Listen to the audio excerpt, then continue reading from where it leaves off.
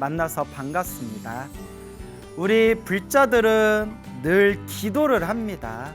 항상 부처님을, 보살님을 하염없이 마음으로 부르면서 우리 불자들은 기도를 하죠. 이와 같이 우리가 간절하게 부처님께 의지하고 간절하게 관세음보살, 관세음보살, 지장보살, 지장보살 간절하고 정성스럽게 연부를 하다 보면 생생하게 부처님의 가피가 항상 나와 함께 하는구나. 알게 모르게 부처님의 에너지, 이 수많은 불보살님의 에너지가 우리와 늘 함께 하는구나 라는 걸 몸과 마음으로 체험하게 됩니다. 그래서 제가 늘 불자님들께 드리는 이야기가 있죠. 반드시 우리가 이 부처님의 가르침, 불교를 공부할 때 머리로, 지식으로만 이해하면 안 된다. 머리로 따지고 분석하고 지식으로 이해되어진 불교는 자꾸 흔들리게 된다. 마음으로, 몸으로 체험하는 그 맛이 있어야 불보살님의 가피가 분명히 우리와 함께 하는구나 라는 그 맛을 봐야, 그 체험을 해야 진정한 불자로서 신행생활을 꾸준히 해나갈 수 있다라는 말씀을 자주자주 드립니다. 그럼 어떻게 해야 그 맛을 볼까요? 어떻게 해야 그 체험을 하게 될까요? 그냥 그저 묵묵히 불보살님을 믿고 의지하고 닦아 나아갈 뿐입니다.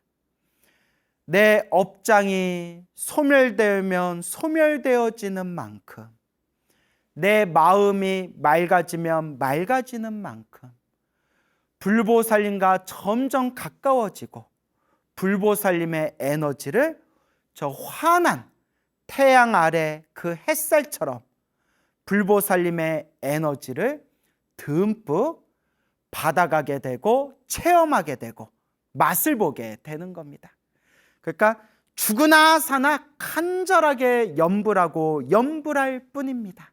간절하게 기도하고 늘 선업을 짓고 항상 이 마음을 잘 닦을 수 있도록 노력할 뿐입니다. 그와 같이 닦고 닦다 보면 부처님 가피가 나와 함께 하는구나 라는 것을 체험할 수가 있습니다. 얼마 전에 아주 재미난 놀라운 이야기를 들었습니다. 제가 얼마 전에 사천의 보국사라는 그런 작은 산속의 작은 암자에 초청법회를 가게 되었습니다. 사천, 그 진주 옆에 사천이라고 하잖아요. 멀더라고요. 제가 요 근래 진주도 좀 여러 번 가고 했는데 멀더라고요. 하지만 뭐 멀더라도 우리 불자님들이 기다려 주시니까, 그래서 이제 요새는 또 열차가 또 빠르지 않습니까? 열차 타고 부지런히 또 사천에 보국사라는 도량의 초청법회를 갔다 왔는데, 그날이 또 봄날이라서 그런지 그런 따스한 봄날 막 꽃들이 예쁘게 피어서 그런지 도량이 참 예쁘더라고요. 참 좋다. 정말 도량이 편안하고 도량이 너무 예쁘더라고요. 근데 거기가 이제 법화경 독송도량이래요. 그래서 거기에 주지 스님이신 노 스님께서 심혈을 기울여서 그 작은 암자를 그렇게 이제 확장하고 또 그렇게 불사를 하셨고, 또 그 아래에 또 젊으신 비구니 스님께서 법화경 천일기도를 거의 3번을 하셨대요.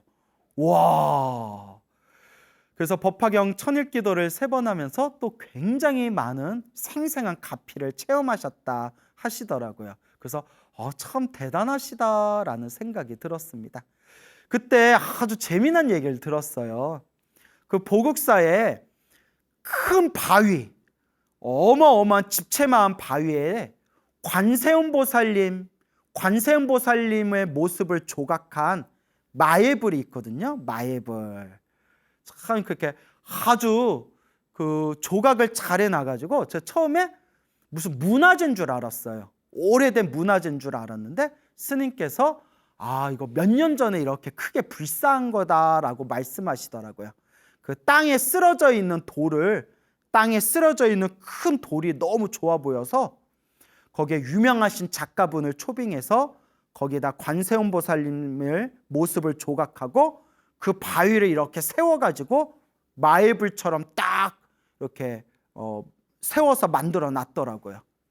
그래서 참 좋다라고 그 앞에서 나모 관세음보살 하고 이렇게 기도도 제가 올렸는데 그 스님께서 놀라운 얘기를 해주시더라고요. 그 마애불 관세음보살님 마애불 조각상을 불사하는데 그것을 불사하신 화주보살이 있으시대요. 시주자 화주보살님이 계시는데 이게 무슨 이야기인고 하니 그 보살님이 이제 남편이 있었대요. 뭐 당연히 남편이 있었겠죠.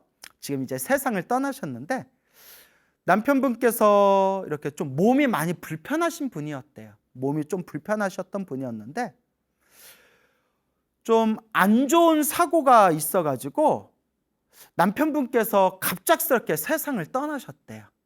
세상을 떠나셨으니 보살님도 얼마나 슬프셨겠어요. 아내 되시는 불자님도 얼마나 슬프셨겠어요.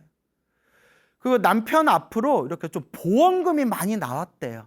그나마 다행이죠. 또 사람이 먹고 사는데 돈이 없으면 안 되잖아요. 보험금이 이렇게 나오셨는데 이 불자님이 대단하신 것 같아요.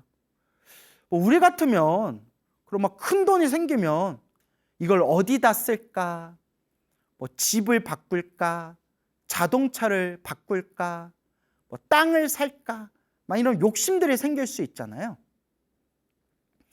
평생 고생만 하다가 죽은 우리 남편을 위해서 남편의 공덕을 쌓는 마음으로 관세음보살님 마애불 조각을 하는데 제가 시주하겠습니다 라고 그 거사님 앞으로 나온 보험금으로 그렇게 불사를 하셨다고 합니다. 참 요새 같은 시기에는 쉽지가 않잖아요. 특히 형편이 어려운 분들일수록 그 큰 돈을 시주하기가 쉽지가 않지 않습니까? 우리 남편 고생만 하다 죽은 우리 남편 부디 좋은 곳으로 태어나기를 극락왕생하옵기를 다음 생 좋은 곳에서 행복하게 살기를 그런 마음으로 그렇게 이제 화주를 하셨다고 합니다. 참 감동스러운 그런 마음입니다. 그래서 이렇게 딱 조각을 했는데 신기한 일이 하나 있더래요. 그 돌이 엄청나게 커요. 어마어마하게 커요. 그냥 뭐 이렇게 뭐 건물 하나 올린 것 마냥 건물까지는 오보고 하여튼 몇 미터짜리 큰 돌덩어리인데 돌이 이렇게 조각하려고 이렇게 좀 다듬기는 했겠지만 좀 울퉁불퉁한 부분이 있잖아요. 울퉁불퉁한 부분들이 있잖아요. 그 위에다 관세음보살님 모습을 정성껏 조각했지만 원래 돌 자체가 좀 깨진 데가 있어가지고 딱 관세음보살님 얼굴에 딱 왼쪽 눈 얼굴 부분에 이렇게 긁힌 자국이 있더래. 돌 긁힌 자국. 이건 돌이 원래 그런 거예요. 그렇다고 막 흉해 보이지는 않고요. 조각하다 보니까 돌 상태가 그 자연석이기 때문에 돌 상태가 원래 그래서 이렇게 조각을 정성껏 했지만 다 만들어 놓고 나니까 관세음보살님 왼쪽 눈가로 해서 왼쪽 얼굴 부위에 이렇게 좀 울퉁불퉁 이렇게 긁혀 있는 거칠거칠한 하게 그렇게 좀 보이더래요. 그런데 그 모습을 보고 시주를 하신 여성 불자님이 보살님이 깜짝 놀라시더래요. 왜냐하면 당신 남편이 원래 좀 어렸을 때부터 이렇게 왼쪽 눈으로 해가지고 얼굴에 이렇게 긁힌 자국이 있었대요. 원래 얼굴에 싹 눈으로 해서 긁힌 자국이 이렇게 있었는데 남편의 왕생을 위해서, 남편의 명복을 위해서 불쌍한 그 관세음보살님 조각상에 남편하고 똑같이 관세음보살님 얼굴 왼쪽에 이렇게 울퉁불퉁 돌이 긁힌 자국처럼 딱 나 있으니까 보살님이 오히려 깜짝 놀라신 거예요. 그러니까 오히려 더 감동받으신 거예요. 정말 남편을 위해서 불사를 한 건데 어쩜 우리 남편 살아있을 때 그 상처 자국하고 똑같은 그런 비슷한 위치에 비슷한 자국이 있다고 보살님이 깜짝 놀라시더래요. 어쨌거나 이렇게 훈훈하게 끝났어요. 그래서 이렇게 마예불을 불사를 하고 그렇게 회양법회를 했대요. 회양법회를. 그렇게 이제 회양법회를 잘 마쳤는데 그 다음 날인가 해서 이 불자님이 생생한 꿈을 꿨대요. 그 관세음보살님 마예불 불사를 다 마치고 난 뒤에 그 다음 날인가 며칠 후인가 꿈을 꿨는데 관세음보살님이 걸어서 집 안으로 쑥 들어오시는 꿈을 꿨대요. 관세음보살님이 싹 걸어서 집 안으로 당신 집에 쓱 들어오시는 꿈을 꿨어요. 꿈에서 깨고 난데 기분이 얼마나 좋겠어요, 여러분. 생각해 보세요.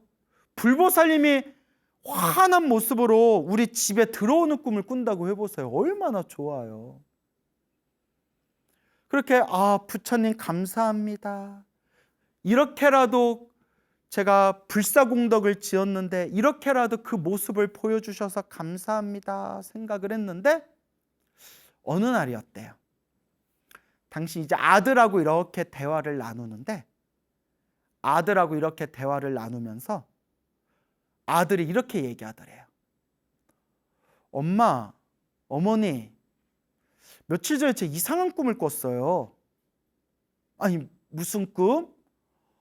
아니, 관세음보살님이 집에 들어오시는 꿈을 꿨어요.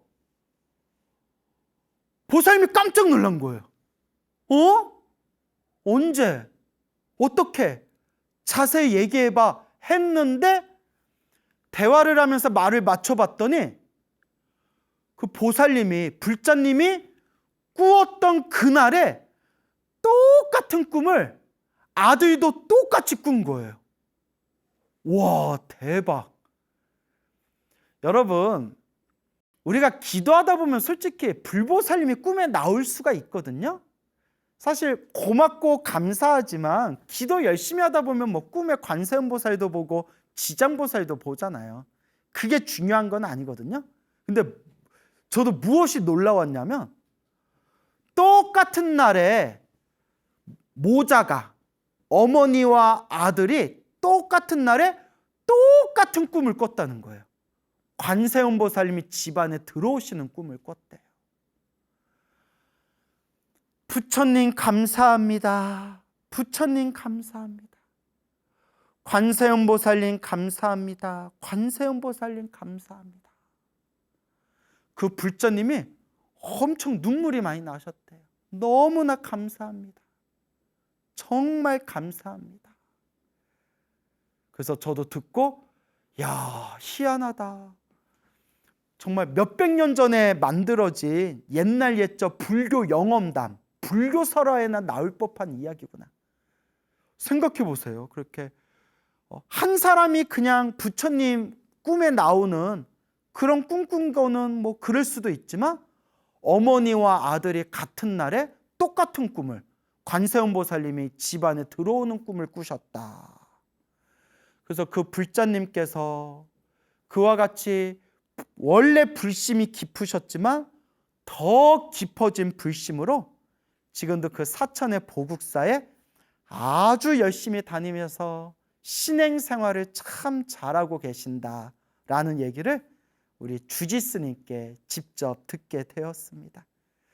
이런 이야기들을 통해서 저도 불심이 더 강해지는 것 같아요.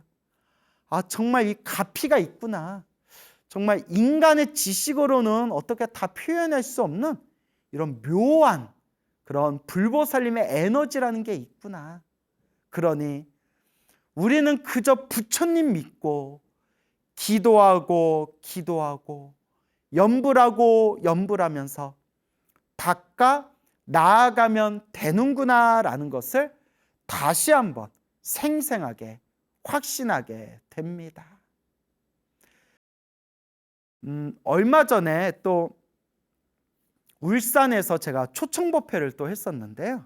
울산에 있는 그 여여선언이라는 그런 아주 큰 포교당에서 또 좋으신 스님들과 함께 또 만나고 그렇게 초청법회를 했습니다. 그렇게 이제 서울로 올라오는 길에 저녁에 이제 울산에서 어느 거사님을 만났어요. 지금 연세가 한 60대 거사님이시랍니다. 한 60 안팎 정도 되는 거사님이신데 정말 기도를 많이 하셨더라고요.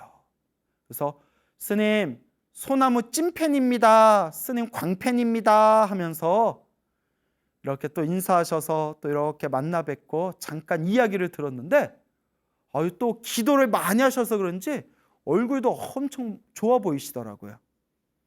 스님께서 그 거사님께서 그렇게 처음에는 지장 기도를 시작을 하셨다가 기도하면서 뭔가 좀 맛을 보셨나 봐요.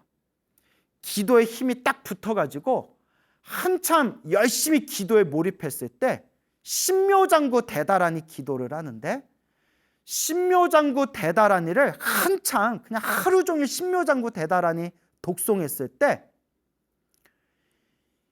1년 동안 10만 독을 하셨대요. 에? 제가 물어봤어요. 1만 독이 아니라 10만 독이요? 1년 동안 10만 독을 하셨대요. 그냥 하루 종일 하셨대요. 그렇게 막 직장일도 하고 절에서 자원봉사도 하시면서 최대한 기도에 집중하셨대요. 그러다 보니까 나중에 막 힘이 붙어가지고 1년에 10만 독을 하셨대요. 예? 10만 독을요? 그렇게 1년에 신묘장구 대다라니 10만 독을 하시는데 그 옛날 큰 스님들 말씀이 다 맞아요. 그렇게 기도에 몰입하다 보니까 꿈에서도 신묘장구 대다라니가 막 돌아가더래. 꿈에서도 나모라 다나다라야야 하면서 막 계속 꿈에서도 다라니가 되더래. 그러면서 그 거사님이 하신 말씀이 스님 소나무에서 스님이 하시던 말씀이 하나도 거짓이 아니고 정말 진실이구나. 스님께서 소나무에 했던 그 체험들을 제가 생생하게 제가 그 맛을 봤습니다라는 말씀을 하시더라고요.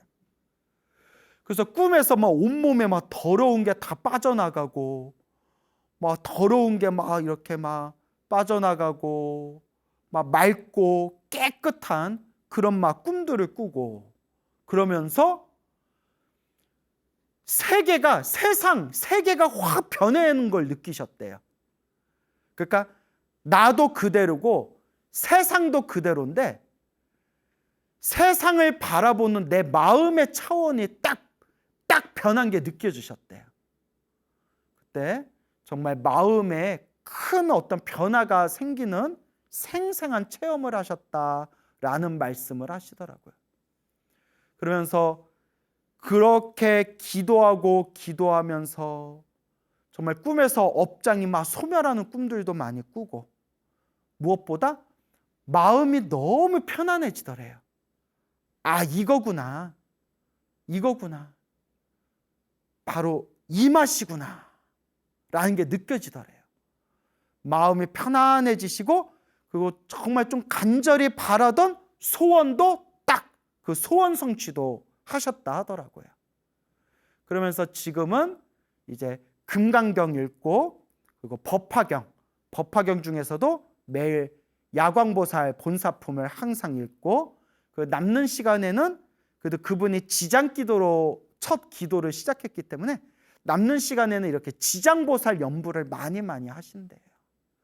그래서 제가 정말 대단하십니다. 참 대단하십니다. 그렇게 기도 맛을 본 사람은 좀 뭐가 달라요. 자기가 스스로 체험한 맛이 있는 거예요. 그래서 그 거사님이 하시는 말씀이, 제가 늘 많은 분들께 얘기하잖아요.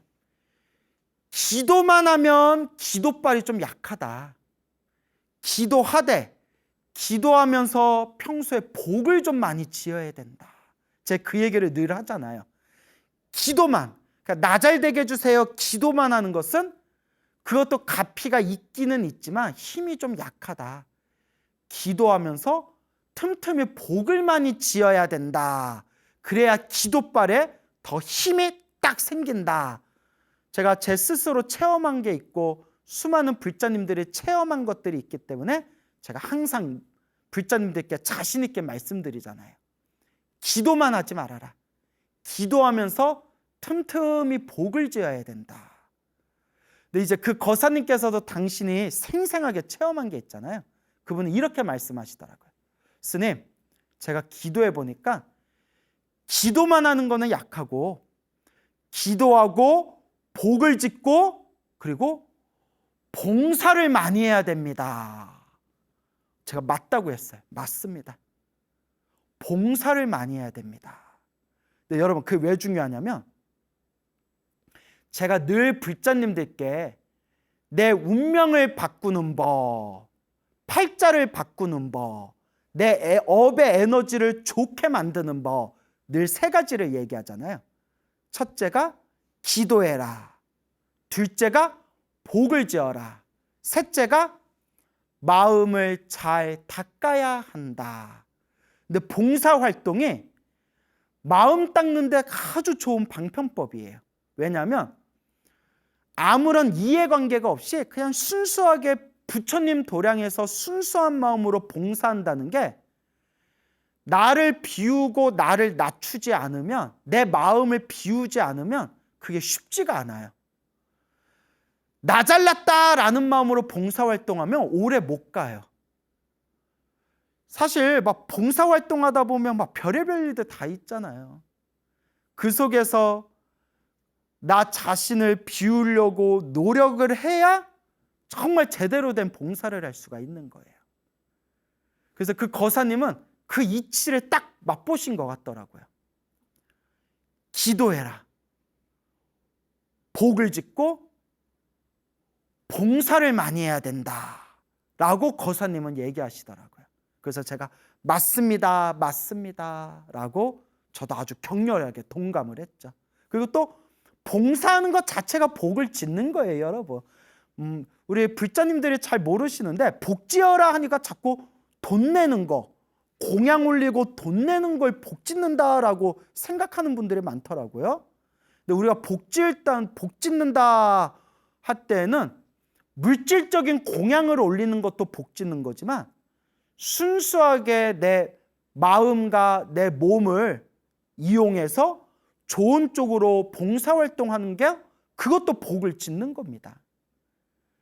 그렇기 때문에 그 거사님의 말씀을 들으면서, 야, 그래도 이렇게 우리 한국 불교에는 이렇게 열심히 정진하시는 불자님들이 참 많구나. 이렇게 열심히 닦는 불자님들이 있어서 그래도 이렇게 한국 불교가 버티고 지탱하는가 보구나. 또 이런 생각이 들었습니다. 그래서 남이 나를 알아주든 알아주지 않든 그냥 내 복을 닦는 마음으로, 내 선업을 쌓는 마음으로, 내 공덕을 지어가는 마음으로 모든 중생 다 함께 성불하여 지이다 라는 마음으로 그저 우리 불자들은 닦고 닦아 나아가는 겁니다. 우리 불자들은 늘 기도하고 염불해야 됩니다. 힘들고 괴롭고 답답할 때일수록 내가 업장이 두껍구나, 내가 업보가 많구나, 내가 전생에 지은 빚이 많구나, 스스로를 반성하면서 이번 생 더 열심히 기도하고 더 열심히 공덕을 닦아야 합니다. 우리 부처님법이 인연법이지 않습니까? 모든 것이 인연 따라 일어나고 인연 따라 사라집니다. 그 인연법의 흐름 속에서 인과 업보가 펼쳐지는 겁니다. 내가 지은 업을 내가 받으면서 살고 있는 겁니다. 그래서 힘들고 괴롭고 답답할 때 더 열심히 기도하고 복과 선업과 공덕을 닦아야 합니다. 울산에 고견사라는 작은 포교당이 있어요. 거기에 이제 지성 스님이라는 스님이 홀로 이제 살고 계시는데 저랑 엄청 친해요. 그리고 저랑 친한 분들은 다 착하시거든요. 끼리끼리 만난다고 하잖아요. 예. 말해놓고 이상하네. 웃자고 한 말이고요. 그 스님이 참 착하고 좋은 분이세요. 근데 그 스님이 이제 지금 스스로 세운 원력이 있으셔서 참불가를 작사 작곡을 하고 계시거든요. 그래서 여러분 우리 인터넷 동영상 너튜브에 아미타 서곡이라고 한번 검색해서 한번 참불가 들어보시기 바랍니다. 아주 천하의 명곡입니다. 또 저는 아미타 연불, 또 연불 행자지 않습니까? 그래서 아미타 서곡이라는 또 아주 멋진 곡을 또 그렇게 작사 작곡을 하셨습니다. 이 지성 스님께 직접 들은 얘기인데요. 몇 년 전의 일입니다. 오래전 일인데 이 스님께서 오래전에 그 지리산 함양에 화림사라는 절이 있어요. 절이 참 예뻐요. 화림사라는 절이 있는데 거기서 스님이 머무르면서 이렇게 부처님 오신 날 행사를 앞두고 울력을 좀 하고 있었대요. 근데 그때 때마침 주지 스님하고 연세가 많이 드신 노보살님, 공양주 보살님하고 이렇게 이제 살고 있었는데 이제 노스님이신 주지 스님은 조금 이렇게 법당에서 좀 멀리 떨어진 별채에 머무르고 계셨고 뭐 연세 드신 공양주 보살님께서도 뭐 어디 뭐 당신 방에서 쉬고 계시거나 뭐 공양간에 계셨겠죠. 그래서 이제 스님이 그때 법당에 가서 법당 처마 있죠. 기와 처마 끝에 무슨 작업을 하고 있었대. 이렇게 작업하는 중이었는데 또 법당이 엄청 높았대요. 법당이 굉장히 높아서 좀 큰 사찰은 법당이 굉장히 높지 않습니까? 그래서 좀 긴 사다리 있죠. 사다리를 이렇게 세워놓고 사다리 올라가 가지고 그 처마 밑에서 이렇게 작업을 하고 있었대요. 이렇게 작업을 하고 있었는데 아유 뭐가 일이 안 풀리려니까 여러분 모든 사고가 그래요. 뭐 사고 나고 싶어서 사고 나는 사람이 있겠어요? 꼭 이렇게 우리가 속된 말로 아다리 안 맞는다라고 하죠. 아다리가 안 맞는다. 뭐 그렇게 아다리 안 맞는 날이 있나 봐요. 멀쩡하던 사다리가 뒤로 기우뚱 하더니 뒤로 넘어갔대요. 사다리가. 스님이 사다리 꼭대기에서 작업하고 있는데 사다리가 넘어갔대요. 하는데 스님 말씀이 나 죽는다 싶어가지고 사다리를 양손을 딱 잡았대요. 딱 잡아서 그대로 사다리가 이렇게 떨어졌대요. 그러니까 뭐 뛰어내릴 새도 없는 거예요. 그래서 사다리가 뒤로 훌러덩 넘어가는 거예요. 그러니까 스님은 붙잡고 이제 뒤로 넘어가는데 그때 한창 열심히 관세음보살 연부를 열심히 했대요. 그때 한창. 근데 제가 항상 기도도 습관이다라는 말씀 자주 드리죠, 여러분. 명심하세요. 기도도 습관이다. 연불도 습관입니다, 여러분. 기도가 안 된다 하지 마시고 습관이에요, 습관. 그때 한창 관음정근을 열심히 하던 때라서 그냥 사다리 잡고 그대로 뒤로 넘어가는데 순간 관세음보살 그냥 자기도 모르게 관세음보살 막 입에서 막 튀어나오더래요. 관세음보살 외치는데 그대로 사다리 잡은 상태에서 그대로 떨어졌으면 굉장히 높았대요. 여러분 머리나 목을 다치면 이건 죽는 거고요. 등짝으로 떨어져도 이거는 어디 허리 하나 이거 어디 하나 이거 부러지는 거예요. 생각만 해도 아찔하네요, 여러분. 무섭네요. 뒤로 그대로 넘어가다 또 산에는 막 돌이 많잖아요. 돌 같은데 그냥 머리 찍히면 그냥 가는 거예요. 몸 바꾸는 거죠, 뭐. 다음 생 더 좋은 몸으로 와야죠.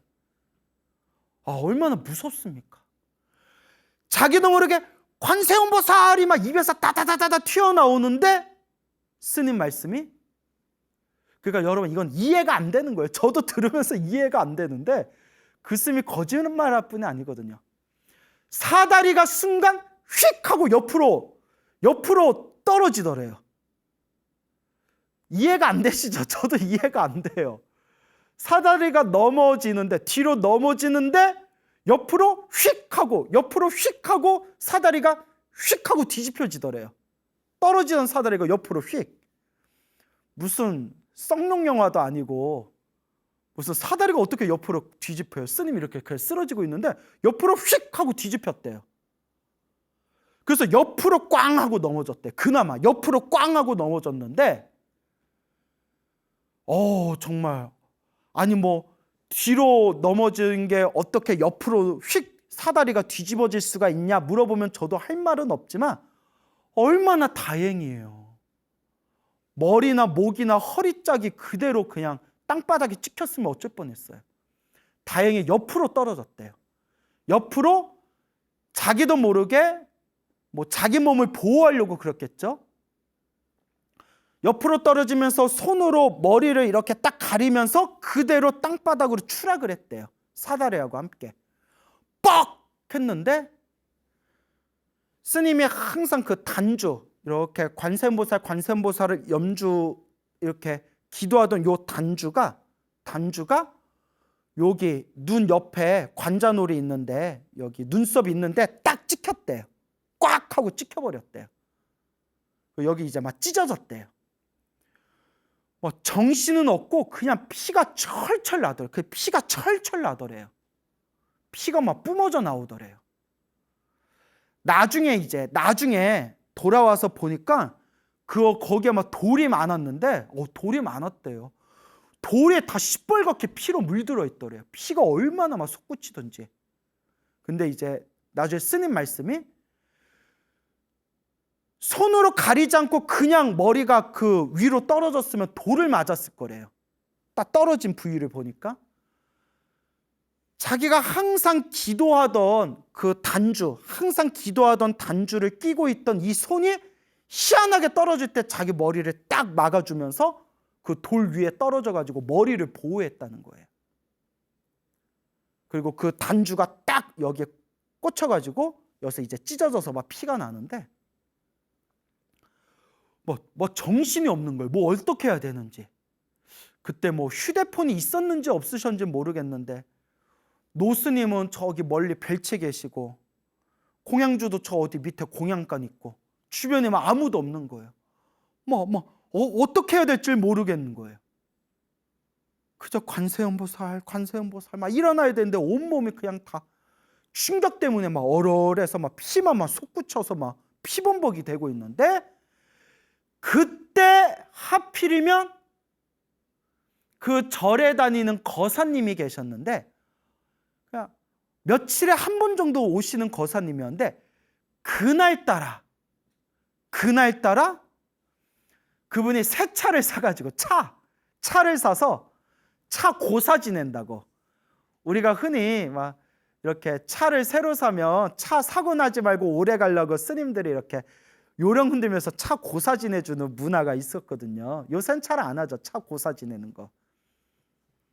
그래서 이제 저도 예전에 차 고사 지내는 거 같이 어렸을 때 따라갔다가 야 살다 차에다 고사를 다 지내냐 웃기다 생각했는데 근데 이제 불자들 마음에는 이렇게 새 차 샀는데 안전운전할 수 있도록 스님 기도해 주세요라는 순수한 종교심이었겠죠. 차 고사 지내려고 괜히 그날따라 절에 가고 싶더래요. 거사님 말씀이. 그래서 새 차 샀는데 고사도 지낼 겸 절에 가자 하다가 법당에서 스님이 피범벅이 돼서 쓰러져 있는 걸 발견한 거예요.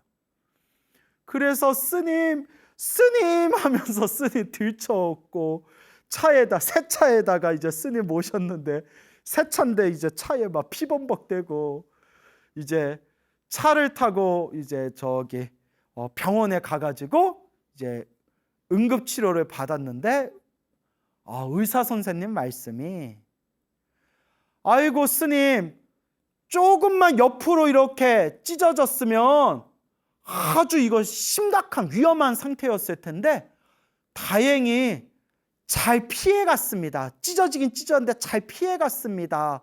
정말 다행입니다 라고 얘기를 하시더래요. 그래서 그 차 태워준 거사님은 고사 지내러 왔다가 스님 하나 살린 거잖아요. 그러니까 더 큰 공덕을 지은 거죠. 비록 차 안에, 새 차에 막 피 같은 건 묻었지만 수행 열심히 하신 스님 살리다가 묻은 피니까 그 거사님이 큰 공덕을 지은 거죠. 그러면서 이걸 그 스님께서 말씀해 주시면서 정말 신기하다고.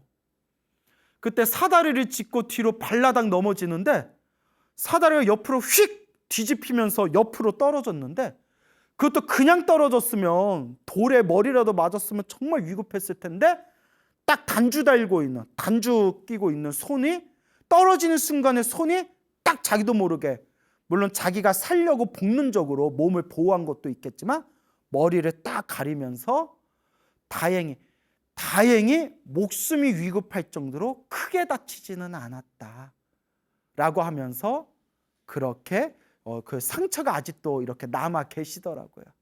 그러면서 그때 일을 얘기하면서, 광우스님, 누가 뭐래도 나는 관세음보살 갚이 받은 거다. 그때 떨어지는 위험하다, 큰일 났다라는 순간에 저절로 자기도 모르게 입에서 튀어나온 한마디, 그게 관세음보살이었대요. 관세음보살 하면서 관세음보살 막 입에서 막 터져 나오더래요. 그러면서 더 크게 다칠 수 있는 걸 이와 같이 보호받았다, 정말 나는 갚이 받은 것이다 라는 말씀을 해주셨습니다. 맞습니다, 여러분. 우리의 수많은 불자님들께서 위급하거나 어려운 그런 사고의 순간에 간절하게 부처님의 이름을 부르면서 그렇게 몸을 보호받은 사례와 이런 가피 이야기, 체험담이 이루 헤아릴 수 없이 많습니다. 그렇습니다, 여러분. 우리 불자들은 늘 염불하고 기도할 뿐입니다.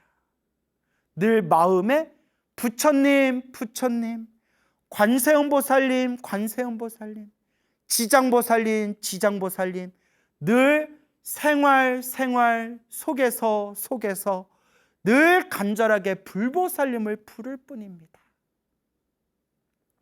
많은 분들이 이런 이야기를 합니다.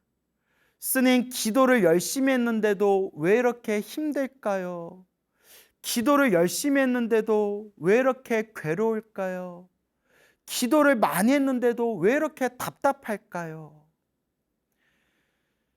그게 바로 업보입니다, 여러분. 우리는 누구나 인생을 술술 편하게 살기를 바랍니다. 하지만 인생은 내 마음대로 술술 풀리지가 않습니다. 그래서 부처님도 말씀하셨고 큰 스님들도 늘 말씀하신 게 다 자기 업보대로 살아간다. 선업을 많이 지었으면 선업을 지은 대로, 악업을 많이 지었으면 악업을 지은 대로 다 내 복대로 살아간다. 그렇기 때문에 힘들고 괴롭고 답답한 이 세상살이에서 그래도 우리가 사람으로 태어나 부처님 법을 만났구나, 감사하고 감사합니다 라는 마음으로 닦아 나아갈 뿐입니다. 좋은 일이 생기든 나쁜 일이 생기든 그저 내가 지은 업대로 살아가는구나. 그러니 이번 생이라도 내가 좋은 업을 지어야 되겠구나, 선업을 지어야 되겠구나, 이번 생에 조금이라도 더 닦아야 되겠구나 라는 마음으로 꾸준히 묵묵히 닦아 나아갈 뿐입니다. 그게 바로 불자입니다, 여러분. 여러분, 부처님 가피는 늘 우리와 함께하고 있습니다. 기도를 열심히 했는데도 힘들고 괴롭고 어려운 일을 만나면 내 업장이 소멸하고 있는 과정이고 크게 받을 업보를 작게 받고 있는 과정입니다. 그럴 때일수록 더욱 믿음을 가지고 정진해 나아갈 뿐입니다.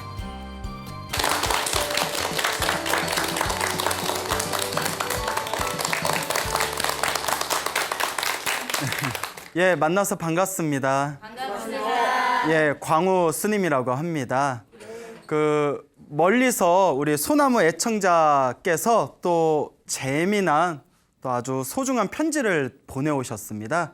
그래서 내용이 좋아서 제가 읽어드릴 테니까 한번 잘 들어보시기 바랍니다. 김천에 살고 계시는 정송자 보살님께서 편지를 보내오셨네요. 광우 스님 안녕하세요. 저는 금년에 팔순을 맞은 노불자입니다. 광우 스님의 소나무를 열심히 시청하고 있습니다. 스님의 법문과 덕담이 너무나 삶의 의지가 되어 힘을 갖고 저도 몇 자 적어봅니다. 그러고 보니 아주 먼 옛 이야기가 떠오릅니다. 저의 나이 28세 되던 8월 7일이었습니다. 심한 하열이 있었습니다. 하루가 지나고 밤이 돼서야 구루마에 실려서 15리 되는 길을 걸어 나가다 보니 기어서야 병원에 도착했는데 병원에서는 죽은 사람을 데려왔다고 각서를 받고 치료를 시작하였는데 꼬박 24시간 만에 숨통이 트였고 옆에서는 우는 소리, 부르는 소리에 정신을 차렸는데 그동안에 저는 무서운 저승 구경을 하였고 깨고 나니 죽은 사람이 살아 돌아왔다고 이런 기적이 또 있냐고들 난리도 아니었습니다. 3일 만에 집으로 돌아와 지금까지 보약 한 번 안 먹고 잘 살고 있습니다. 스님, 이런 기적이 부처님의 가피가 아니었으면 어찌 일어날 수 있겠습니까? 43살 때에는 서울에 일을 다니는데 두 다리를 못 써 앉지도 서지도 못하였는데 너무나 아프고 참담하여 며칠 동안을 관세음보살만 찾으면서 눈물 콧물을 쏟아붓고 죽기를 작정하고 외쳤습니다. 절에 갈 형편이 못되어 살려달라고 울다가 잠이 들었는데 돌아가신 친정어머니가 오셨습니다. 어머니께 말씀드렸습니다. 저는 아직 살아야 한다면서 펑펑 울었는데 바카스병만한 약을 하나 주시면서 이걸 먹어라 하시기에 약을 받아 먹고 어머니를 부르며 울부짖다 깨어났는데 온몸이 땀으로 흠뻑 젖었고 어머니는 온데간데 안 보였습니다. 그 길로 다리가 가벼워서 앉았다 일어섰다 하면서 일어서게 되었습니다. 신기한 일이었습니다. 어느 스님이 말씀하시길 어머니가 아니고 약사 보살님이 주신 감로수를 아시면서 불심이 지극하다고 말씀하셨습니다. 여기서 절이 멀어 자주 가지는 못하지만 집에서나마 지장경 독경을 매일 저녁에 3시간 동안 시행하고 있습니다. 몇 해 전 2014년 11월 20일 집 앞에서 교통사고가 났었는데 차의 앞바퀴가 제 등을 쳐서 쓰러지고 뒷바퀴가 왼쪽 다리 사이를 스쳤는데 비명을 지르며 옥상에 빨래를 널고 있던 손녀가 뛰어내려와 저를 차에 싣고 병원 응급실로 갔습니다. 검사를 해보니 뼈에는 이상이 없고 시커먼 멍만 들어서 15일 만에 퇴원을 하고 지금까지 건강한 모습으로 살고 있습니다. 한의원에서는 신기한 일이라며 세상에 이런 일에 나가보라고 말씀하십니다. 이런 모든 일들이 부처님의 가피가 아닙니까? 저는 제게 일어난 이런 기적들을 많은 사람에게 알리면서 부처님의 가피 속에서 살 수 있도록 노력하고 있습니다. 인자하신 부처님께 감사하고 싶습니다. 저의 아이들 물론 다 커서 이젠 함께 노년을 맞고 있지만 잘 살고 있습니다. 큰아들이 2017년 큰 공장을 하게 되었습니다. 참으로 감사합니다. 스님, 제 이야기 끝까지 들어주셔서 감사합니다. 작은아마 ARS에도 참여하고 있습니다.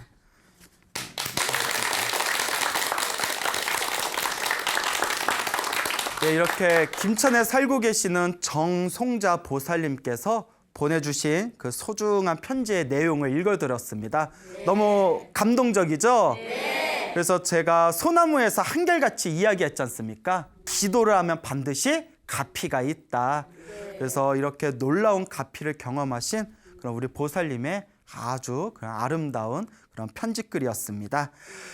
이제 소나무가 이제 꽤 오랫동안 반영되다 보니까 많은 분들이 또 시청자분들이 굉장히 많이 는 것 같아요.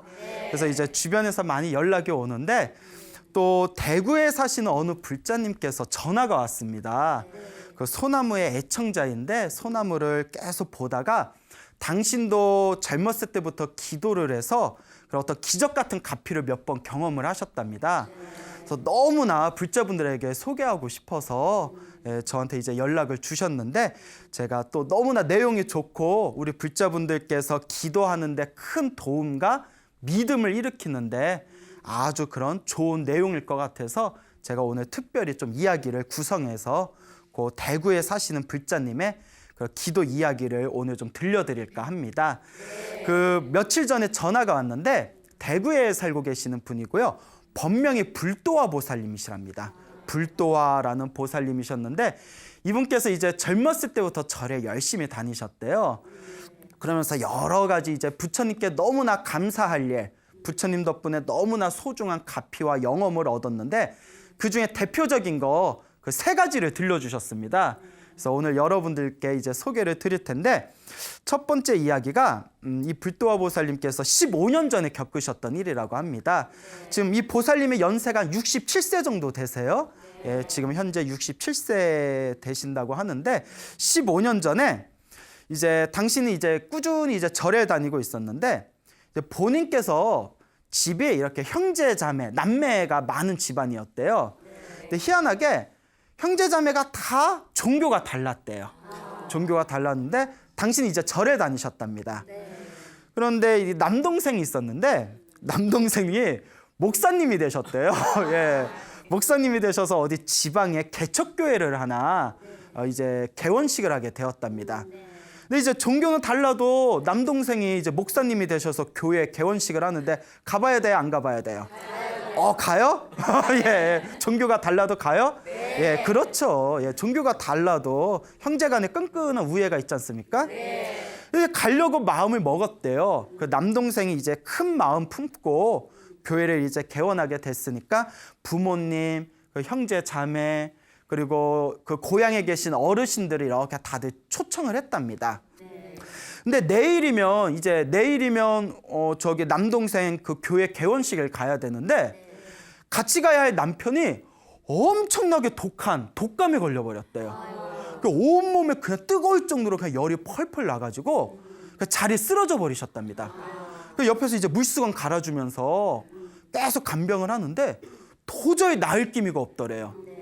근데 이분은 이 보살님은 어떤 걱정이 생기냐면 아이고 내일은 어떻게든 가야 되는데 만약에 남편이 아파서 못 가게 되면 남동생이 오해할까 봐 아이고 그 남동생이 그 교회 개원식을 한다는데 그 종교가 다르다고 누나가 오지도 않았나 보다 하고 오해를 하고 그 형제간에 의가 상할까 봐 그렇게 마음이 불편하더래요.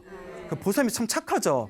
아유, 우리 같으면 그냥 뭐 전화해서 정말 나중에라도 갈게 뭐 할 수도 있는데 이분이 그게 자꾸 마음에 걸린 거예요. 그 종교가 달라서 안 오나 보다, 서운하다, 섭섭하다. 그래서 의가 상할까 봐 걱정을 하다가 옆에서 이제 남편 간병을 해드리면서 옆에서 막 관세음보살을 외웠대요. 그 마음으로 관세음보살님 제가 내일 꼭 가봐야 됩니다. 남편하고 함께 가야 됩니다. 만약에 내일 남동생 교회 개원식에 가질 않아서 남동생이 서운해하고 섭섭해해서 의의가 상한다면 이건 절대 이게 제 마음이 편안하지 못합니다. 제발 도와주세요 하고 관세음보살 기도를 막 했대요. 그 관세음보살이 그래 너 교회 가 뭐 이러면서 이렇게 뿅 하고 낫게 해주시려나? 어쨌거나 막 간절하게 기도를 했답니다. 관세음보살 하다가 하염없이 남편 옆에서 관세음보살 부르다가 깜빡 졸았대요. 깜빡 졸았는데 비몽사몽에 지장보살님이 쓱 들어오시더래요. 근데 재밌는 게 관세음보살 불렀는데 누가 들어오셨다? 지장보살. 그러니까 관세음보살 부르든 지장보살 부르든 결국 하나로 다 통합니다. 예. 그 관세음보살을 불렀는데 관세음보살님이 바쁘셨나 봐요. 어디 출장 가셨나 봐. 그래서 대신 누가 왔어요? 지장보살님이 방에 관세음보살 마음 부탁했겠죠. 저 누가 나 부르는데 지장보살님이 대신 가줄 수 있어? 이러면 알겠어, 오늘 내가 대신 한탕 뛸게 막 이러면서 이것도 이제 지장보살님이 다음에 나 바쁠 때 도와줘야 돼. 하여튼 지장보살님이 방에 쓱 들어오셨답니다. 그리고 누워있는 남편의 얼굴을 머리를 이렇게 쓰다듬어 주시더래요. 싹 쓰다듬어 주는 그런 꿈을 딱 꾸면서 잠에서 딱 깼대요. 그래서 어머 신기하다, 뭔가 하고 남편을 봤는데 남편이 아직은 안 일어났고 급하다 성격. 열이 쓱 내려가더래요. 열이 쓱 내려가고 아침에 아무렇지도 않게 일어나더래요. 아무렇지도 않게 일어나서 남편도 놀라고 부인도 놀라고. 그래서 여보 괜찮아요? 몸이 개운하다고. 개운해. 그러니까 하루 만에 그렇게 싹 나을 리가 없잖아요. 그래서 아무렇지도 않게 가족들하고 그 남동생 교회 개원식을 갔다 왔다고 합니다. 그러니까 참 우리 관세음보살이 지장보살님이 호인이야.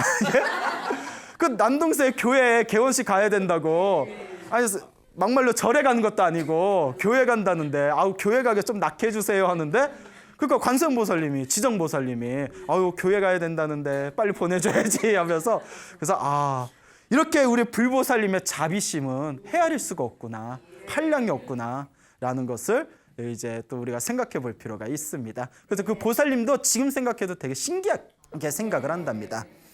자, 그리고 또 이제 두 번째 경험이 있었는데 약 8년 전쯤의 일이었다고 합니다. 당신께서 잠깐 그 병원에 치매병동이 있었대요. 그 큰 병원에 치매병동이 있었는데 치매병동에서 간병일을 잠깐 하셨답니다. 그 치매병동에서 간병을 하셨는데 그 치매병동에 4사람이 한 팀을 이뤘대요. 4사람이 이렇게 한 팀을 이루고 있었는데 그 당시 신종플루가 엄청 유행하고 있었을 때래요.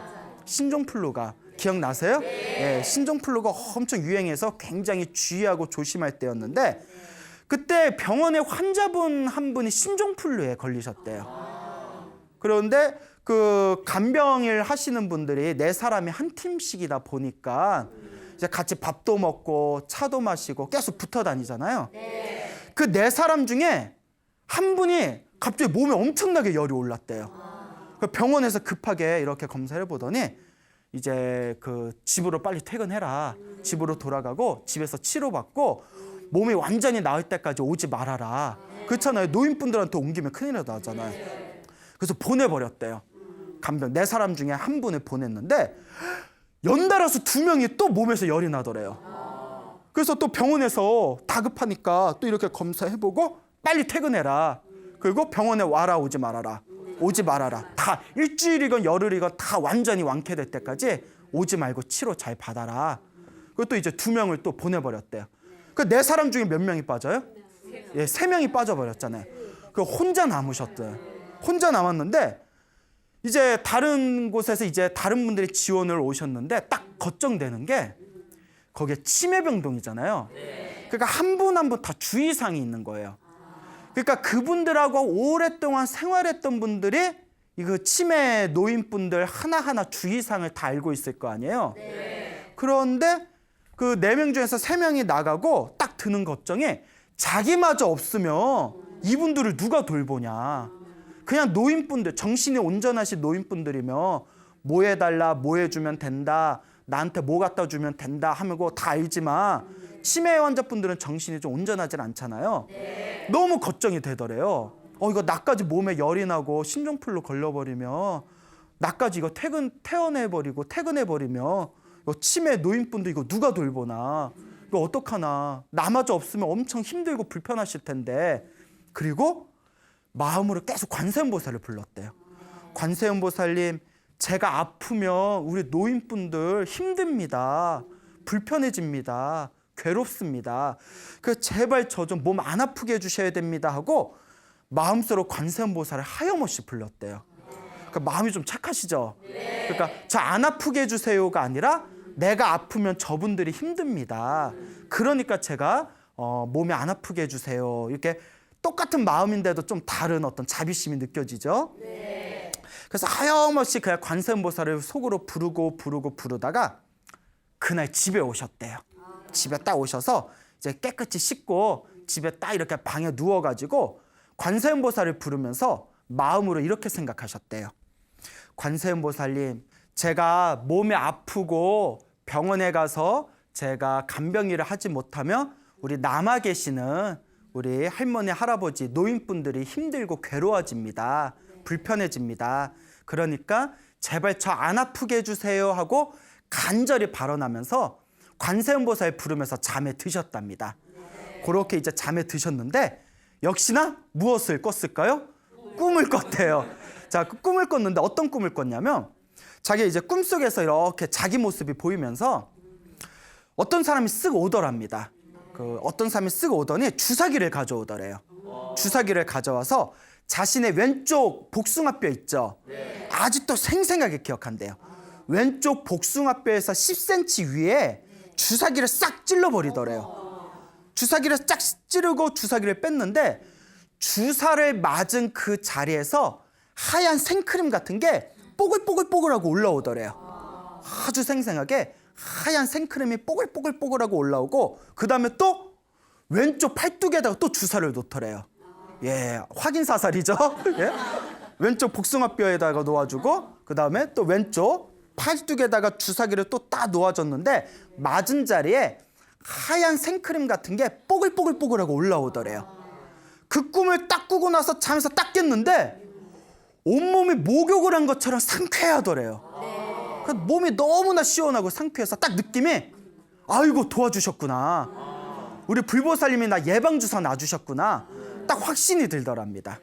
딱 확신이 들더래요. 그래서 이제 병원에 다시 이제 그 다음날 출근을 했는데 당연히 그 꿈을 꾸고 나서 병에 걸리셨다 안 걸리셨다. 예, 뭐 열이 올랐거나 신종플루에 걸렸거나 일체 그런 거 없이 아주 건강한 몸으로 그렇게 이제 간병인을 보셨다. 이것도 아무리 생각해도 부처님의 가피인 것 같았다. 그런 이야기를 하시더라고요. 자, 그리고 그분이 이제 마지막으로 겪은 또 신비한 이야기가 있습니다. 그 약 7년 전쯤에 그분께서 이제 병원에 입원하셔서 수술을 받게 되셨대요. 그래서 어떤 수술을 받으셨냐면 다리 있죠. 그 다리 쪽에 관련된 어떤 큰 수술을 받게 되셨는데 원래는 이제 하반신 쪽 수술이다 보니까 척추 마취를 하기로 했대요. 그 척추 마취 아세요? 근데 척추 마취를 하기로 했는데 그게 잘 안 됐대요. 그래서 의사가 할 수 없이 그냥 전신 마취로 들어갑시다. 뭐 척추 마취가 잘 안 됐나 봐요. 그 전신 마취에 다 들어가 가지고 이제 수술을 받게 되었는데 갑자기 호흡곤란이 일어나면서 혼수 상태에 빠져버리셨대요. 호흡곤란이 일어나고 혼수 상태에 빠졌는데 그 마취가 좀 잘못됐나 봐요. 그런데 문제 뭐냐면 밖에서 볼 때는 의사하고 바깥에서 이제 사람들을 볼 때는 호흡곤란의 혼수 상태인데 자기 의식은 또렷하게 환하게 이렇게 의식이 살아있었대요. 그래서 옆에서 의사가 막 뛰어다니고 간호사가 뛰어다니고 아 내가 지금 혼수 상태구나 그런 게 다 느껴지더래요. 근데 정신이 너무나 또렷하니까 좀 무서운 생각이 들잖아요. 그래서 하염없이 관세음보살 불렀대요. 오직 누구를 불렀다? 관세음보살. 마음속으로 하염없이 부르는데 눈앞에서 갑자기 짠 하고 이제 환상이죠? 짠 하고 혹시 사자밥이라고 아세요? 그 옛날 그 시골 같은 데 가면 굿하거나 제사 지내면 밖에다가 지나가는 귀신들 먹으라고 국하고 밥하고 딱 차려놓잖아요. 그래서 사자밥이라고. 다들 도시 사람들은 근데 그런 거 아시죠? 사자밥. 자기 누워있는 자기 턱 앞에 사자밥이 짠 하고 나타나더래요. 근데 그 사자밥이 아직도 생생한데 그 조그만 상에 밥하고 밥 한 그릇, 물 한 그릇이 있는데 거무튀튀하고 시커멓더래요. 밥하고 그 사자밥이라서 시커먼가? 그래서 그걸 딱 보는 순간 아이고 나 먹으라고 사자밥을 차렸구나. 나 이거 먹으면 나 가는 거구나. 딱 그 생각이 딱 들더래요. 사자밥이잖아요. 아 이거 먹으면 나 가는 거구나. 나 가는구나. 그래서 나온 노래 있잖아요. 나 가거든. 그래 이제 그래 어쨌거나 그 노래 아시죠? 예. 순간 밖에서 볼 때는 호흡곤란의 혼수 상태에 빠진 것 같았지만 당신은 의식이 싹 살아 있었고 눈앞에 사자밥을 보는 순간 오만 생각이 다 나더래요. 내가 지금 어머님이 나 연세가 90이신데 아직도 노모가 살아계시는데 내가 먼저 가면 되나? 그리고 아직 장가도 못 가 애도 있는데 내가 이렇게 먼저 가도 되나? 오만 생각이 다 일어나더래요. 그리고 내가 찾을 건 누구밖에 없구나? 관세음보살. 그래서 오직 관세음보살만 불렀대요. 사자밥 앞에서 뭘 불렀다? 관세음보살 불렀대요. 관세음보살. 오직 한 마음으로 한 뜻으로 오직 관세음보살 불렀는데 갑자기 계속 관세음보살 부르다 당신이 유체이탈을 한 것 같더래요. 그래서 자기 누워 있는 게 보이더래요. 다 누워 있는 게 보이고 막 간호사들이 뛰어다니는 거 보이고 그게 다 보이더래요. 유체이탈이죠. 여러분들 유체이탈 해본 적 있으세요? 아직 없구나. 예, 그래요. 하여튼 그렇게 유체이탈 그런 경험이 있잖아요. 그러니까 그 상황에서도 오로지 관세음보살 부르는데 입구에서 누가 쓱 들어오더래요. 쓱 들어오는데 그 얼굴은 잘 기억이 안 나는데 옷이 제가 입고 있는 이 스님들 가사장삼을 입고 있는 것 같더래요. 스님들이 입고 있는 가사장삼을 입으신 분이 이렇게 쓱 들어올 때 아직도 너무나 생생하게 선명하게 기억이 난답니다. 터벅터벅 걸어 들어온 게 아니라 물 위를 스치듯이 쓱 들어오더래요. 쓱 밑에 보면 스케이트보드 타고 이렇게 들어오셨나? 그냥 터벅터벅 걸어오신 게 아니라 물 흐르듯이 쓱 들어오시더니 자기 앞에 사자밥이 있었잖아요. 요 옷자락으로 한번 휙 하더래요. 이렇게 휙 하니까 순식간에 사자밥을 싹 걷어가시더래요.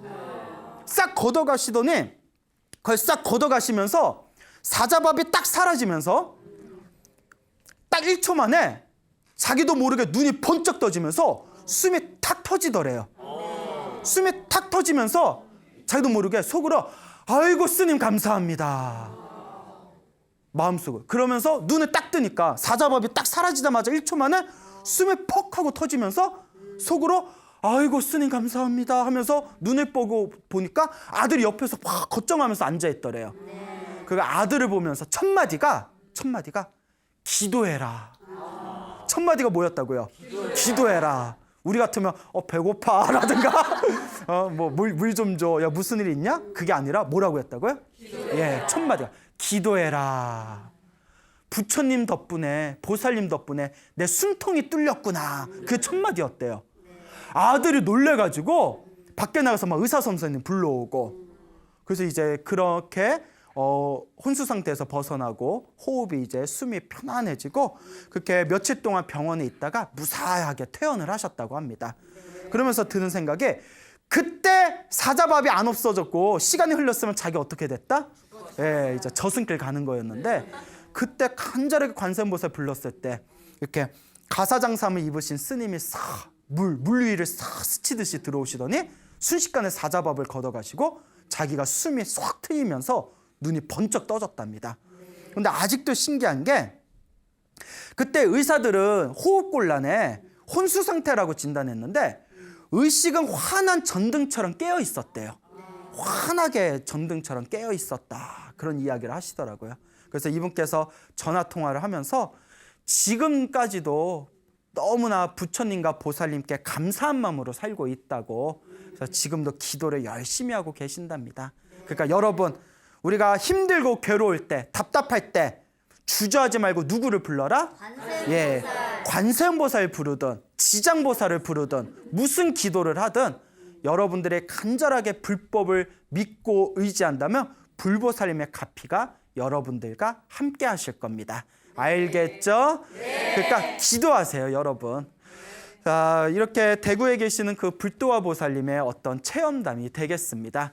그리고 또 얼마 전에 또 전화가 왔는데요. 며칠 전에 그 강원도의 홍천, 강원도 홍천 아세요? 네. 강원도 홍천에서 살고 계시는 그 윤순옥 보살님께 전화가 왔었습니다.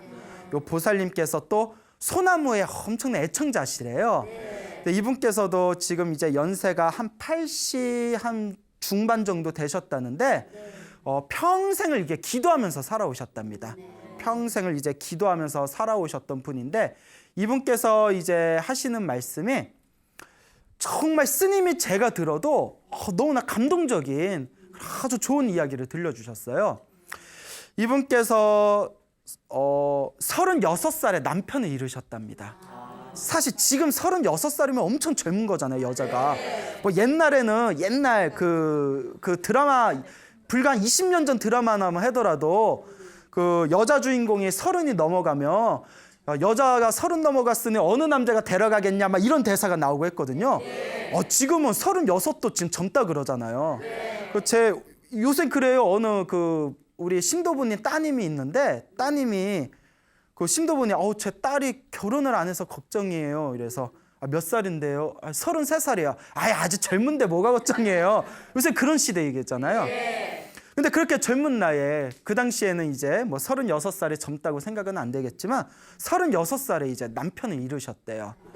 그리고 혼자서 그렇게 아이들 뒷바라지를 하면서 그래서 결혼하기 전에는 절을 그렇게 자주 못 다녔답니다. 그러니까 남편을 잃고 나서 이제 마음의 의지처도 필요하고 그래서 그 뒤로 절에 열심히 다니면서 기도를 많이 하셨답니다. 근데 약 30년 전쯤에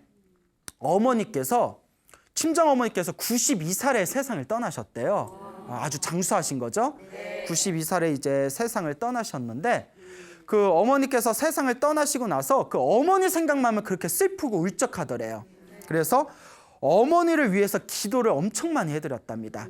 막 나무 아미타불도 연불하고 관세음보살도 연불하고 지장보살도 연불하고 독경도 해드리고 그렇게 기도를 많이 해드렸는데 그렇게 이제 기도를 하면서 항상 어머니가 좋은 곳에 태어나고 천도되어지기를 그렇게 기도를 올리게 됩니다. 근데 어느 날 꿈을 꿨대요. 어느 날 꿈을 꿨는데 꿈에 자기가 어떤 집이 보이더래요. 이렇게 집이 보이더니 그 집에 이렇게 들어가니까 그 집안에 이렇게 짐승 새끼가 하나 이렇게 있더래요. 짐승 새끼가 하나 있는데 머리에 이렇게 뿔이 나 있더래요. 그 지금 뭐 유니콘인가? 하여튼 짐승 새끼가 있는데 이렇게 뿔이 났는데 코뿔 써? 근데 딱 그 짐승 새끼를 보는 순간 자기도 모르게 아이고 어머니 소리가 나오더래요. 꿈속에서 어머니 어쩌다가 이런 몸을 받으셨어요. 어머니 하고 있는데 너무나 가슴이 아파서 그 짐승 새끼를 보면서 합장을 하고 하염없이 연부를 했대요. 하염없이 연부를 했는데 연부를 하다가 그 짐승 새끼가 짠 하고 어머니로 변하더래요. 화난 모습으로 변하더래요. 갑자기 어머니가 화난 모습으로 변하더니 그 옆에 이렇게 가족들이 있었대요. 그래서 가족들하고 이렇게 대화를 하더랍니다. 가족들하고 대화를 하는데 꿈속에서 가만히 있다가 그 보살님께서 어머니 근데 왜 저한테는 말을 안 거세요? 이랬대요. 그러니까 어머니가 이렇게 미소를 지으면서 너는 나중에 할 말이 많다. 나중에 너한테 해줄 말이 많다. 그러면서 잘 있어라 하면서 작별 인사를 하면서 세상에서 볼 수 없는 아주 그냥 밝고 아주 그냥 아름다운 그런 옷을 입고 저 하늘로 싹 사라지는 꿈을 꾸셨대요. 그 우리말로 하면 천도죠, 천도. 그 꿈을 딱 깨고 나서 딱 눈을 뜨고 나서 어머니가 좋은 곳으로 가셨구나, 천도가 되셨구나 라는 게 딱 느껴지더랍니다. 그래서 그 뒤로는 전에는 어머니 생각을 하면 그렇게 슬프고 울적한 느낌이 들었는데 그 꿈을 꾸고 나서는 아무리 어머니 생각을 해도 하나도 기분이 슬프지가 않더래요. 그래서 우리 어머니가 좋은 곳에 태어나셨구나라는 그런 확신을 얻으셨다고 합니다. 이게 바로 영가천도가 되겠죠. 그러니까 여러분들께서도 여러분들 소중한 분들, 뭐 부모님이 될 수도 있고 여러분들 주변에 소중한 분들이 먼저 세상에 떠난 분들이 계시다면 그분들을 위해서 간절하게 기도를 해주면 그 공덕이 그분들에게 분명히 영향을 미칩니다. 그리고 많은 불자분들이 오해하는 게 가족이 이제 세상을 떠나시면 절에다 뭐 49제나 천도제를 올리잖아요. 그러면 뭐 49제 올렸을까 스님들이 알아서 해주겠지. 물론 스님들이 정성스럽게 49제를 올려드리겠지만 그 자손이 기도를 올리는 것도 아주 중요합니다. 무슨 말인지 알겠죠? 서로 쌍방이 서로 시너지 효과를 일으키는 겁니다. 그러니까 스님이 알아서 해주겠지 하고 그냥 다 맡겨버리지 말고 정말 영가천도를 발언하는 분들이 있다면 가족분들이 돌아가신 분을 위해서 또 간절하게 기도를 해줄 수 있어야 된다라는 것을 명심하시길 바랍니다. 보살님이 이제 그 뒤로 열심히 이제 기도를 하시는데 또 이제 한 가지 신기한 게 당신이 이렇게 아이들이 여러 명 있는데 그러니까 아이들이 이렇게 자라다 보면 몸이 아플 때가 있잖아요. 몸이 아프고 할 때 그 아이들이 몸이 아파서 몸져 누워 있으면 아이들 이렇게 배나 가슴 위에 손을 올려놓고 간절하게 염불을 하신대요. 부처님, 불보살님, 우리 애가 빨리 낫게 해주세요 하고 관세음보살도 부르고 그 관세음보살 42수주라고 관세음보살 그 42가지 주문 중에 몸의 병이 사라지는 주문이란 게 있거든요. 또 그에 간절하게 읽어주다 보면 신기하게 그 다음날 자리를 툭툭 털고 일어나더래요. 그런 경험을 너무 많이 하셨대요. 그래서 이것도 부처님 가피인가 보다. 여러분 복 중에 가장 뛰어난 복이 건강복이잖아요. 그렇기 때문에 이렇게 우리 부모님들이 항상 가슴 아프고 마음 졸이는 것 중에 하나가 아이들, 자식들이 아픈 거잖아요. 근데 그 보살님께서는 그렇게 애들이 아프면 가슴에 이렇게 손을 얹고 기도를 간절하게 하면 그 다음날 애들이 아무렇지도 않게 벌떡벌떡 일어나는 걸 수도 없이 경험하셨다고 합니다. 요 보살님께서 이제 몸이 좀 노구이시다 보니까 이제 얼마 전에 이렇게 집안일을 좀 도와줬는데 몸에 무리가 오셨는지 몸져 누우셨대요. 너무 힘들어서 몸져 누우셨는데 이제 아들이 걱정이 되잖아요. 그래서 아들분께서 어머니 그러지 말고 병원 갑시다. 병원으로 갑시다 하니까 그 보살님께서 나 너무 힘들어서 못 일어나겠다. 몸에 힘이 쪽 빠져서 너무 힘들어서 못 일어나겠다. 나 병원에 갈 힘도 없다고 거절을 하셨대요. 그래서 아파서 이렇게 누워 계시다가 지금까지 거의 한 번도 기도 시간을 놓쳐본 적이 없으시대요. 매일매일 당신 기도를 한 번도 빠뜨린 적이 없으셨답니다. 그런데 이제 기도 시간이 돼가지고 순간 내가 죽을 때 죽더라도 기도하다 죽어야지. 내가 부처님한테 기도하는 이 시간은 빼먹으면 안 되지. 기도하더라도 내가 죽더라도 기도하다 죽어야지 하면서 억지로 일어나셔서 평소에 하던 대로 기도를 하셨대요. 예불문 올리고 천수경 하시고 반야심경 하시고 염불 하시고 그리고 그거 법화경 사경하시던 거 경전도 사경하시고 여러분 얼마나 대단해요. 우리는 건강해도 기도 안 하잖아. 그분은 죽더라도 뭐는 안 빼먹겠다? 기도는 안 빼먹었다. 정말 대단하지 않습니까? 그렇게 기도를 다 마치시고 나서 너무 힘들어서 책상에 엎드려서 잠깐 잠이 드셨대요. 너무 힘들어가지고 깜빡 이렇게 잠이 들었는데 꿈을 꾸셨대요. 꿈에 당신의 방에 있는데 수돗물이 틀어졌답니다. 수돗물에서 맑은 물이 콸콸콸콸 쏟아지더래요. 맑은 물이 이렇게 콸콸콸콸콸콸 이렇게 쏟아지는데 그 쏟아지는 맑은 물이 방에 이렇게 찬찬히 이렇게 차더니 그 맑은 물이 방 안에서 뱅뱅 돌더래요. 뱅뱅 돌더래요. 자, 여러분 맑은 물이라고 했잖아요. 자, 우리가 부처님한테 예불 올릴 때 항상 뭘 올리죠? 닭인물이라고 해서 그 맑은 물을 유식한 표현으로 청정수라고 하잖아요. 청정수. 청정수라고 하잖아요. 그래서 맑은 물을 올리는 거는 내 마음도 이렇게 맑히겠다는 뜻도 있고 또 맑은 물은 내 업장을 닦아준다는 표현도 있고 또 물이 상징하는 것은 우리 번뇌의 갈증을 싹 없애준다는 뜻도 있고 이 물이 상징하는 그 불교적인 뜻이 굉장히 많거든요. 근데 방 안에 맑은 물이 뱅뱅 도는 꿈을 꾸는데 그 꿈을 딱 꾸고 이렇게 잠에서 눈을 떴는데 온몸에 아픈 데가 싹 사라지셨더래요. 그 꿈을 꾸고 나서 몸이 너무 개운하시더래요. 그러니까 보살님도 놀라고 그 아드님도 놀라고. 그래서 아니, 어머니 아프시다고 하더니 괜찮아 보이세요? 괜찮다. 그래서 이제 다시 몸에 이제 기운이 생기니까 병원에 갔다 오셨대요. 병원에 갔더니 아무 이상 없다고. 그래서 이것도 부처님의 진짜 가피를 얻은 것 같다, 이런 말씀을 하셨습니다. 그러니까 여러분들도 몸에 병이 있거나 몸이 조금 답답하거나 건강이 좀 안 좋다 여기는 분들은 아이고 내 전생에 빚이고 업장인가 보다 생각하시고 뭘 많이 하셔라? 기도를 많이 하셔야 됩니다. 몸이 아프고 힘들수록 무엇을 많이 해야 된다? 기도를 많이 해야 된다라는 것을 명심하시길 바랍니다. 그래서 이 보살님께서 몇 년 전에 겪으셨던 일인데, 이 보살께서 정말 기도를 많이 하시는 것 같아요. 제가 보기에는 하루 종일 기도하시는 것 같아요. 몇 년 전에 또 한글로 된 반야심경을 외우셨대요. 한글로 된 반야심경을 불교에서 지혜경전이라고 불리잖아요. 그래서 가장 짧은 경전이면서 부처님의 깨달음의 경지를 가장 함축적으로 펼쳐낸 것이 바로 반야심경이라고 하거든요. 반야심경이 약 270자 정도가 되는데 그 안에 8만대장경의 이치가 다 들어있다, 이렇게 이야기할 정도로 심오한 경전인데, 그걸 이제 한글 반야심경을 계속 읽으셨답니다.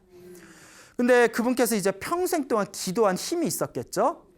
어느 날 이렇게 꿈을 꾸셨는데 꿈속에서 모든 것이 꿈과 같고 허망하다라는 거룩한 음성이 들리더래요. 모든 것이 꿈과 같고 허망하다. 근데 이게 금강경에 나오는 도리거든요.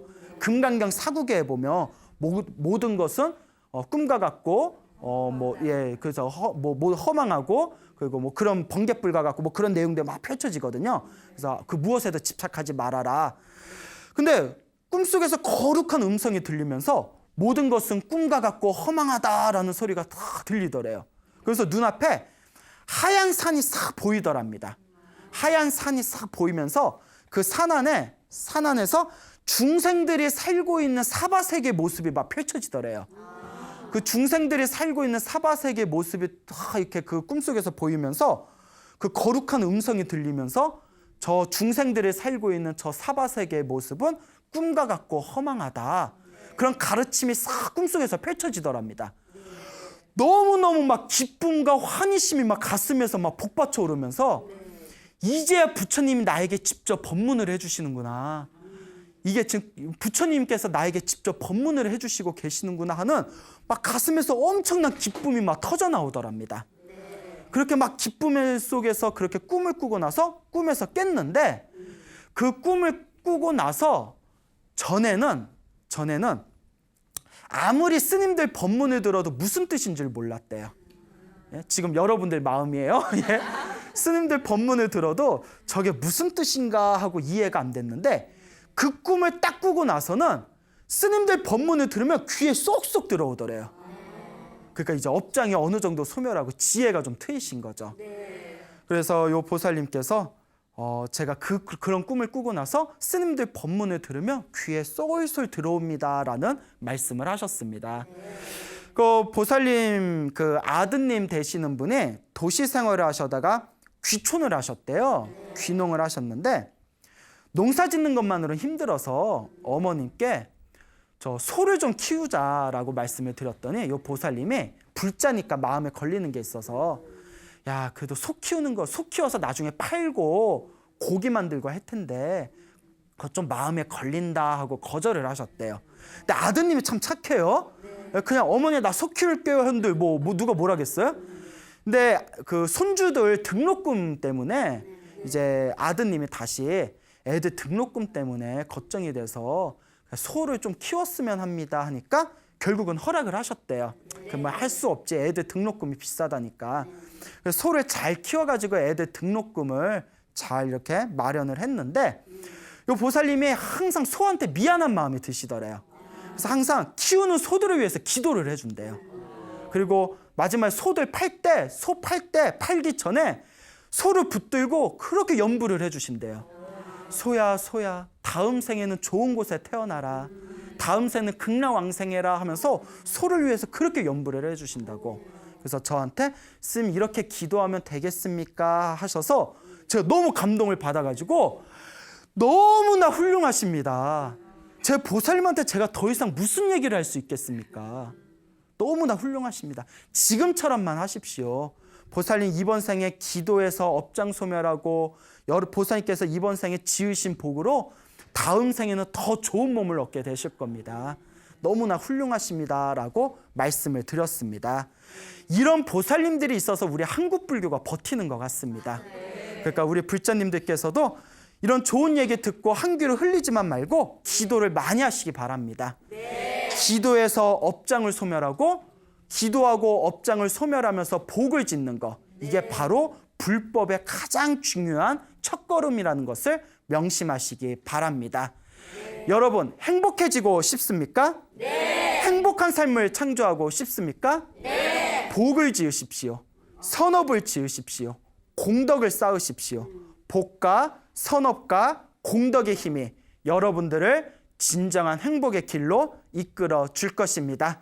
여기서 마치겠습니다. 소중한 나 무한행복